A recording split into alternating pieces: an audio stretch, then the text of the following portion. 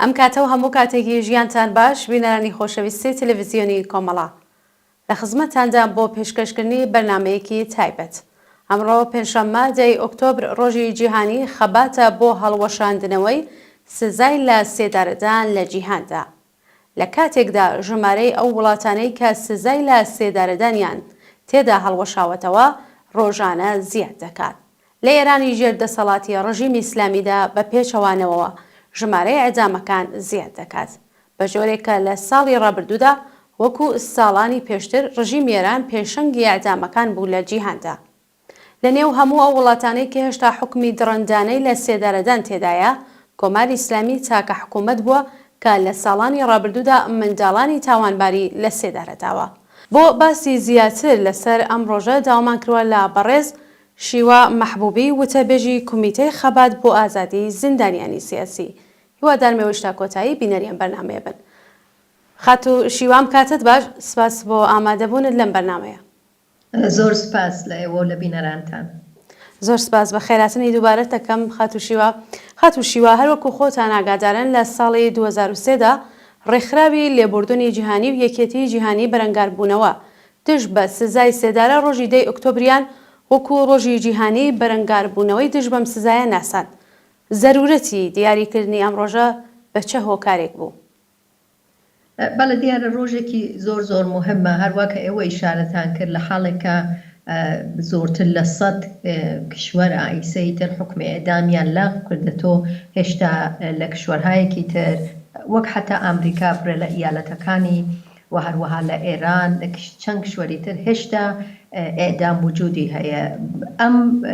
تەلاشە لە تەرەف ئەم کۆلیشنە جەهانیە و زۆر مهمە بۆ ئێوە زۆر جار ئەم ڕۆژە جەهانیانە لە تەرەف سازمانی ملەلەوە ئێلامەکرێ و ئەمە ئێلام نەکریە بۆی کە ئەزانین بۆ چون دەوڵەت هەیە کە عوزوی سازمانی ملەلن وەک ئەمریکا، وەک چین، وەک ئێران، وەک جێگەهایەکی تر ئەمانە هێشتا حکمی ئێدامیانێ دەنەشە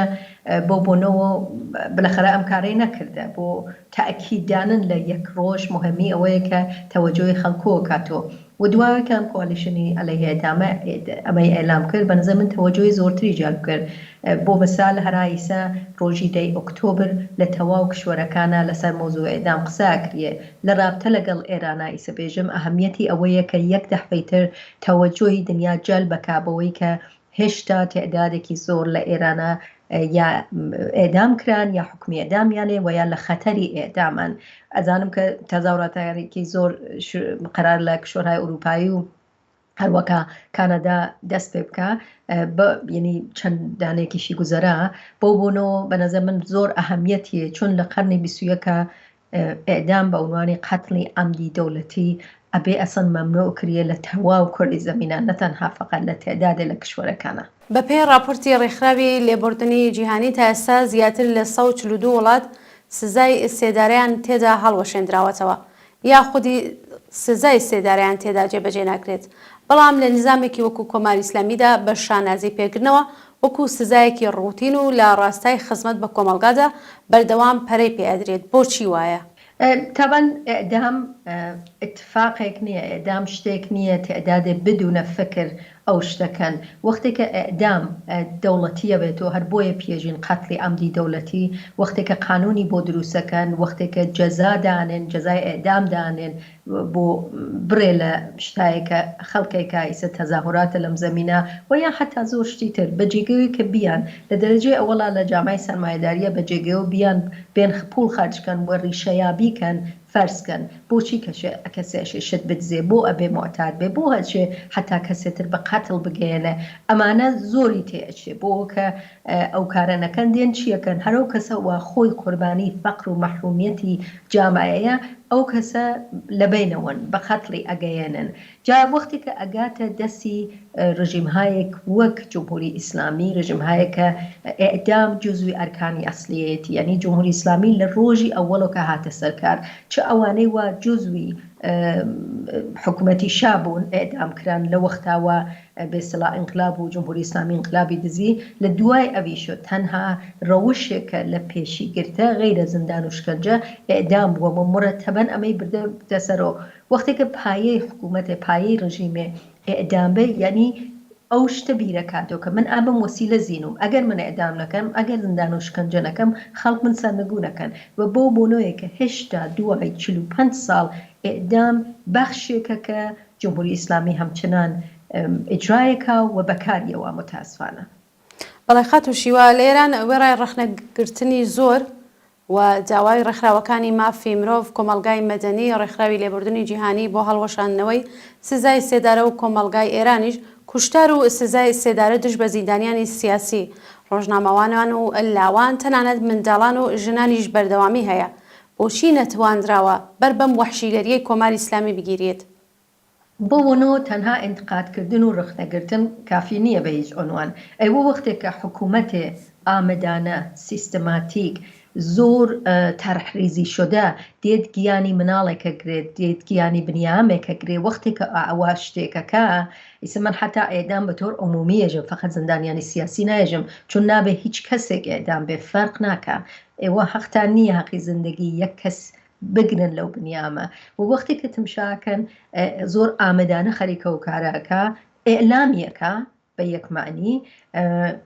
دیارە لە سەطحی دنیا ئێوە ئینتقادەکە نێژن باشە بۆ ئێوە ئێدامەکەن ئەمە ناچێتە بەرەوە تەنها شتێک کە ئەتوانێ جمهوری ئیسلامی بە ئاخەمنشینی وادارکە لە وەقاف شاری بینەوملەلیە ئێمە شاهدیەوە بووین بۆ مۆزوعی سەنگسار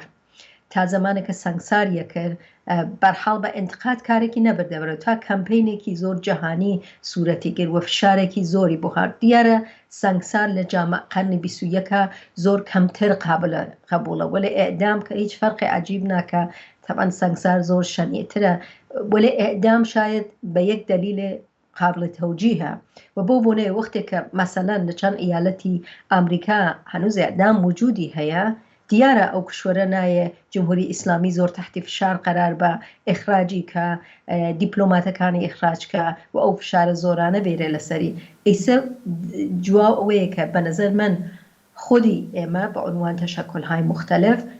واقعاً زۆر تەلەبکارانەتر بە یەک مەعنا بڕۆینە بەرەوە لە دەوڵەتەکان و سازمانهای جیهانی دەوڵەتی گەرەکمان بێ ئەوە کە بتوان ئەم فشارە بێرێت بەس بە تۆر مەساڵ شەریفەی محەممەدی یەک کارگەرە کە حکومی ئەدامیان پێدا دێ باشە بۆچی هێشتا جمهوری ئیسلامی لە سازمانی جیهانی کارە نمایندەی هەیە مەگەر ئەم شتە ئەکرێت ئەگەر ئەوان لەسەر حقوقی کارگەر قسە ئەەکەن نمایندە یعنی قاتڵی کەسێکە کارگەرێکە و کوشتە فقط ئەوانە ئێمە سەتاری بەهشتیمان بوو زۆر کرێکاری ترمان بوو وەلێ هێشتا لەوێ خەریکن نمایندگیەکەن دێ وەختێکە لەسەرێک و ئینتقادەکەن نامە ئەنووسن محکومەکەن وەلێ لەو سەریتر و جمهوری ئیسلامی بەڕسمیێتە ناسن پێزشکیان داوەتەکەن بۆ سازمانە ملل ئەمە ناتوانێت کارکات چون ئینتقاد لە دیکتاتۆر معنی نییە دیکتاتۆر ئەکوژێ بە فشار فقط ئەتوانیە بە ئیستیڵاح ئەوەی پێش بسەلمێنی بەڵێ خەت و شیوا ئەگەر بینە سەر کۆماری ئیسلامی ئێستا کە ئەم بەرنامە زەبتەکەین 2 ساڵ لە شۆڕشی ژینا گوزەراوە پامان ناوەسە ناو سێمین ساڵ پێتان وایە لەم 2 ساڵ و نیوەدا کە وتم پامان یاسە ناو سێمین ساڵ ئامارەکانی ئەدام زۆرتر بووە بە هۆکارەکەی چی بووە ئایا هەر ئەگەڕێتەوە بۆ شۆڕشی ژینا یا پێشەوەی چە هەر ئامارەکان زیاد بوو بە تۆڕی عموم ئامارەکان زۆر بووە ئێوە ئەگەر تمشای حتا دەهەی شەسکەن هەزاران نەفەریان ئێدام کردە وەلێ ئەو وەختە فەرقی ئەوە بوو کە هیچ ئینترنێتی وجودی نەبوو دنیا هیچ خەبەری نەبوو کە چی لە زندانەکانی جمهوری ئیسلامیە ئەگزەرێ غەیرەزەوە ئێدام های دەستەجامی کە لە کوردستان هاتا کردیان ئەمانە هیچ کەسێک بە نەزەر من زۆر تعدادێکی کەم لە سەطحی دنیا ئەو شتە ئەزانێ گزارشایەکی زۆر کەم تاهیەکریە وەلێ وەختێکە تمشاکەن دروستە لە یەک نەزەر و ئێدامی زندانیانی سیاسی بەو سوورەتی هەزاران نەفەرە کەمەوە بووە چون ئێترازاتی خەڵک زۆر وەسیعتر بووە تۆ بەو میزانە جمهوری ئیسلامی وەختێک کە زندانیە ئێدامەکە ئەزانێ بۆی هەزینە سازە وەلێ لە عینی حاڵە ناتوانێت هیچ غەریەوەکە دیارە لە دوای شروعی ئینقلابی ژەنجیان ئازادی و دوای قەتلی ژینا ئێترازەکان زۆر زیاتر بووە جمهوری ئیسلامی ئەوەی پێ سابت بوو زندان و شکنجە و هیچ کام لەمانە نەتوانیە هیچ کارێک بکا بە تۆر واقعی تر هەر ڕۆژە لە ئێرانە ئەیبینین ئەو ئێترازاتانە بە ئەشکالی مختلف وەلێ هێشتا ئێدام بە عنوان ئەوەی کە بێژە من ئەتوانمێ وە لە بین بۆم نگایرێ لەسەر خەڵک دانەچێ ناتوانم بێژم زیاتر بووە وەلێ تعدادێکی زۆر لە خەتەری ئێدامان یعنی ئێوە ئەگەر بە نەزەر من ئەگەر ئێمە لە مورد ئێدام و قسەکەین فقط نابێت لە مۆردەوانەوە قسەکەین کە حکمی قەتعی ئێدامیانەیە. ئایسە کۆمیتەی ئازادی زندانیانی سیاسی هەر هەفتە لە واقع لیستێک ئاتە دەرۆ ئایسە پێم وایە حدودی 100 نەفەر یا زۆرترن کە لە خەتەری ئێدامان هەر لەحزە لە واقع جرمی مفسد الأرض خۆیان دایانەوە و ممکنە ئێدامیان کەن حکمی ئێدامیان پێبن. منزورم ئەوەیە بە تۆ کلی وەختێکی وێژن زیاتر بووە یا کەمتر بووە دیارە ئێدامی زندانیانی سیاسی بەو سوورەتی دەستجەمعی کەمتر بووە بە خاطر ئەترازاتی خەڵک نە بە خاطر جمهوری ئیسلامی تاغیری کرده ولی لەسەرترۆ هاتە ئێدامی زندانیانی عادی زۆر زیاتر کردە زندانیانێکە پیانە وترێ زندانی عادی بۆ ئەوەی کە فەرق ناکە ئێوە ئەگەر لە وەسیلە ئێدام ئستفادەکەن ئەتوانێت بەتەرەف هەر بەخشە لە جامعە بێ ولی لە کولە بەڵێ ئێدامەکان هەروە ئێدامەی بووە هەروە کەوتیانە پێم وایە لە یەکمانگی گوزەشتە هەر 7 سەعات یەک نەفەریان ئێدام کردە بۆیە ئایسە سێشەمبەهای نابە ئێدام لە زیندانەکانە ئەبوو جۆرە پەلەی گرتە. بەڵێ خاتو شیوە ئەو سێشەمانەی کە بەستان کرد چەندە کاریگەری دەبێت لەسەرەوەی کە بەر بە ئێدامەکان بگرێ خۆشتان ئاگادارن کە هەموو سێشەمەیە زیندانیانی سیاسی یان هەموو زیندانیان مانگرتن لە خواردن ئەگرن پێتان وایە چەندە دەتوانێت کاریگەر بێت؟ بە نەزەر من زۆر مهمە ئەمە ئەوەڵین بارە لە توولی 45 ساڵی ئەخیرە و من پێم وایە لە دنیا بەڕاستی بەو معلوماتەوە من هەمە دیارەکە لە 22 دانە زیندانە لە سەراسەری ئێرانە ئەمە پێم وایە حدودی 37مین هەفتەیە کە زیندانیەکان سێشەمانە دەستیاندا بە ئێدام منەوەیش پێژم سێشەمانە بۆ ئەوەی کە شروعی کرد لە زیندانی قەزل حسارەوە چون ڕۆژانی سێشەمە زیندانیەکانیان ئەبر بۆ ئێدام بۆنەوە زیندانیانی سیاسی دەستیان کرد بەمە بۆ ئەوە کە حمایەتکەن لە حەقی زندگی بە نەزەر من زۆر مهمە هەمیشە ئوسولە نەشێ بەرعکس بێ لە خیابانەکان و لە تەرەف خەڵکۆ ئەو ئێتسابە وەسیعانە بووە دیارە ئەو ئێترازاتانەمان بووە وەلێ ئائیسە لە ناو زیندانەکانەوە فەراخانان زۆر مهمە بۆ ئەوەی کە زیندانیەکان حتا ئێلامیەوەی کە دەست بە تەحەسونان ئێتساب غەزاان بۆی کە ئێترازەکەن ئەمە بە عنوان پەروەندە سازی بۆیان حەساوە پیانێژنەوە خەریکن عەلەیهی ئەمنیەتی ملی تەبلیغەکەن ئاشوب بە وجود دێرن وغەیرە بە نەزەر من لە خۆیە بێحەد مهمە و تەئسیری بووە تەئسیری ئەوە بووە کە مرەتەبەن خەریکە بە جامعە ئێژێ کە ئائیسە گیانی زیندانیانی سیاسی لە خەتەران و ئەبێ بە تۆرێکی وەسیع بتوانین ئێترازکەین ئێمە شاهدی ئەوە بووینەوەتی شروع بۆ تێدادێ لە فعالینی مختلف لە خارج لە زیندانەوە دەستیان بە ئێتسابدا و لە کشوەرهای مختلف مەگنی بە یەک معنی حمایەتیان کردە ئێمە خۆمان لە کۆمیتەی ئازادی زیندانیانی سیاسیە و هەروەها شەبکەیە کە تەئسیس بووە شەبکە بۆ ئازادی زیندانیانی سیاسی و عەقیدەتی مرەتەبەن لەسەرم سێشەمە ئێترازیانە سێشەمەی نابە ئێدام خەریکین تاکی دەکەین و حمایەتی بۆ وەرەگرین زیندان خەریکە فەراخانە بە خەڵک کە بێن عەلەیهی ئێدام بێنەمەیان و ئەمە زۆر مهمە مرەتەبەن خەریکەم شتە یاداوەریەکە وەلێ بە نەزەری من ئەبێ ئەم ئێترازە و ئەم سێشەمەهای نابە ئێدام زۆر زیاتر جەهانی بێتەوە ئەبێ ئێمە بتوانین لە ئێتحادیەکان لە سازمانهای حقوقی بەشەر و غەیرە لە خەڵک بتوانین کۆمەک گرین و ئەمە مقداری جەهانی تر کەینەوە بتوانین دەنگی ئەو زیندانیانە کە شجاعانە خەریکن دەستیان بە ئێتسابدا زۆر وەسیعتر کەینەوە کە بە نەزەری من تائیسە ئەو شتە لەو حەدە وەسیعە سوورەتی نەگرتە لەو سوورەتە تەئسیرەکەی حتا لە میشە زۆرترە بێت. ئەگەر باسی تەئسیری زیندان کەینەوە قسەتان کرد من مەجبورم پرسیارتان لێ بکەم ئەگەر بین لەسەر تەئسیری زیندان ئەو خۆڕاگریەی کە زیندانیان لە ناو زیندانەکانە دەیکەن لەسەر شۆڕشی ژینە پێناسە بکەین چۆن پێناسەیەکەن ئایا تەئسیری ڕاستەوخۆی هەیە لە بەردەوامبوونی شۆڕشی ژینە؟ دقیقاً ئەسڵ بە نەزەر من ئەمە بەخشێک لە ئەو شۆڕشی زنجیان ئازادیەیە ئەمە دقیقاً بەخشێک لەوەیە هەمیشە لە توولی تەواوی ئەو مودەتا زیندانیە سیاسیەکان بەخشێکی وەسی لە توولی تەوام ساڵانە بەخشێکی وەسی بوون لە ئستقامەت و مقاومەت و مبارزە عەلەیهی جمهوری ئیسلامی لەم بەخشە بە نەزەر من بێنەهایەت عەزیمە بۆ ئەوەی کە لە توولی ئەو 2 ساڵە حدودی 6,000 نەفەریان حداقەت دەستگیر کرد وەحشیانەترین وەسیعترین شکنجە و لێدان و بەئەنواع و ئەقسامی شکنجەکانیان کرد نەیتوانێت هیچ کارێکە ئائیسە هەرو زیندانیانە و جمهوری ئیسلامی وایە زانی ئەتوانێت ساکتیانکە دەستیاندا بە ئێتراز بە نظر من ئەمە شتێک ترێژە ئێمێژین ئەم ئینقلابی ژنجیان ئازادە لە ئەشکالی مختلفە ئیدامەی هەیە لە ئێترازی پەرستاران معلمان بازنشستگان بیحجابی سەراسەری و هەروەها لە زیندانەکانە ئەمە بەخشێکی گەورە بە نظری من لە ئینقلابی ژنجیان ئازادیە کە خەریکە خاتر نیشانەکە بە دنیا کە ئائیسە متاسفانە بە دەلیلی خەتەری جەنگ و ئەم جۆرەشتانە ئەسان کامڵەن هیچ گونە پوششێکی خەبەری نان بە زیندانیانی سیاسی و ئێترازاتی داخلی ئێران خەریکە ئەو یاداوەریەکە کە ئەمە ئێترازە ئیدامەی هەیە و بە نظری من سەنگەرێکی ترە ئەوە لە خیابانایە ئەمە لە ناو زیندانەکانایە کە بە شدت عەزیمە و بە نظر من یەک ئیختاری شا بە جمهوری ئیسلامی ئەوەیە کە زیندان و شکنجە و ئێعدام تەسیرێکی نییە ئێمە کە بۆ عنوان ئەسیریەوە خەریکن شکنجاوین ئابە و جۆرە ساکت ناوین پس دیارە ئەوە ڕۆحیەتە زیخەکە بە جامعە خاتوشیوە لە بەشێ لە قسەکانتانە لە پێشدا ئاماژەتان بە کەیسی شەریفە محەممەدی کرد خۆتان نزانن لە 45 ساڵی ڕابردووە کە کۆماری ئیسلامی هاتوۆتە سەرکار هەر جۆرە و هەر ڕۆژە و بە جۆرێک نسبەت بە خەڵک توندوتیژی نواندووە ئەدامی وەکو ئەبزارێکی سەرکوب لە بەرامبەرم خەڵکەدا نیشانداوە ئێستا پێتان وایە ئەوەی کە حکمی ئەدامی بۆ شەریفە محەممەدی و پەخشان عەزیزی دەرکردووە دەورێکی تازەیە لە سەرکوبەکانی بەرامبەر بە خەڵک ئەتوانم بێژم ئیدامەی ئەو دۆرەیە وەلێ یەک شتێکی کە تازەیە حملە بە ژنانە ئێمە شاهدی ئەوەین ئائیسە ئێترازات لە زندانی ئەڤینە زۆر زیاتر بووە وەختێک کە پزیشکیان چوو بە سازمانی ملال زندانیانی سیاسی بەندی ژنانی ئەڤین دەستیاندا لە ئێتساب بەرعەلەیهی ئێعدام هەروە ئێترازیان کردە هەرایسە 22 نەفەر لە زندانیانی سیاسی ژن لە واقع ئێترازیان کرده بە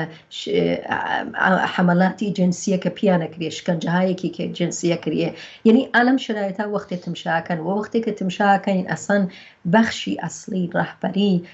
ئینقلابی ژنجیان ئازادی ژنانن وەختی کە تمشای ئەماناکەی ئەبینی ئەو حملە مقدارێکی زۆر بەتەرەف ژنانایە بۆ مثال حتا لەناو بەهاییەکانیشە ئەم مدەتە متەوەجەی ئەوە بین تعدادێکی زۆر لە ژنانی بەهاییان دەستگیر کردە و حکمیان پێدان هەروەها ئائیسەی تمشاکەن ئەو حکمی ئەدامانە مەسەلەن حتایەکێ وەک گوریشە مرادیش حکمی باغیان پێدا کە احتمالی حکمی ئەدامی پێبن حملات زۆرتر بەتەرەف ژنانە بووە بە نظر من ئەوەی مقدار متەفاوتە ئەم مدەتە کە کاملەن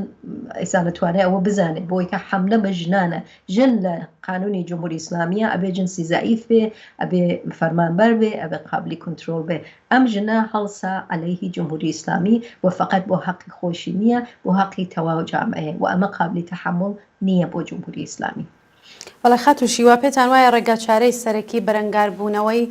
ئەم سزا سەدە نێوەڕاستیە و وەحشیگەرانەیە چییە بەڕاتان؟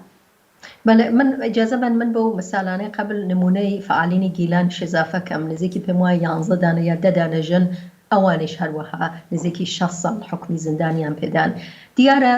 گشتمان نەزانین خەڵکە زانێت دنیا زانێت تەنها ڕێگەی سەرنگونی جمهوری ئیسلامیە بەڵام ئائیسە واقعاً ئیدامەی ئەو ئێترازاتانە بە ئەشکال مختلفە یەک فاکتۆرێکە ئائیسە وجودی هەیە ئەوەی ئەو احتمالی شەڕی بینی جمهوری ئیسلامی و دەوڵەتی ئیسرائیلە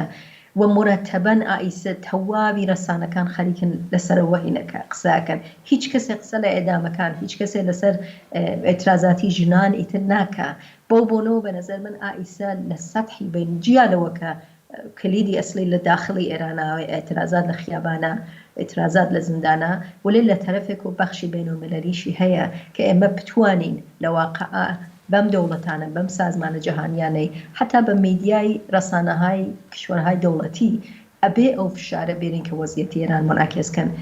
مەخسوسن کە ئائیسە جمهوری ئیسلامی لەوەتی شەڕی غەزە شروع بووە لەوە ئیسفادەکەوە تعدادی ئێدامەکانی بردووەتە سەرەوە و هیچ کەسێ قسەی لەسەر ئەو مەسەلە نییە یعنی ئەبێ ئەوە بێژین ئەگەر گەرێکیانە بۆمبی ئەتۆمی وجودی نەوێ و حەملە نەوێت و حەزبۆڵا نەوێ ئەبێ